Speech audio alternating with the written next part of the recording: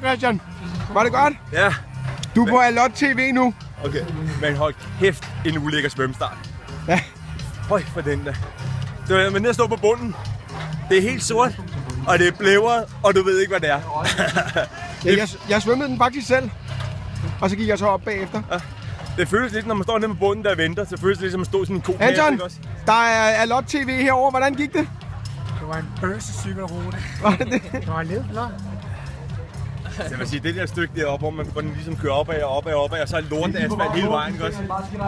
Det var en bøsse. det var fedt, det var løberuten. Løberuten var god. Løberuten var god. Ja, det andet var noget bøsse. Og hvorfor var cykelruten bøs?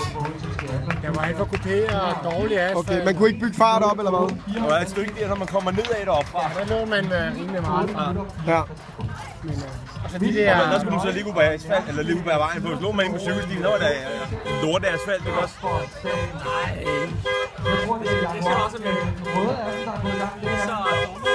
At når vi er i Kalundborg, så er det jo klart, så kan der jo ikke stå nogle flotte biler uden de bliver prøvet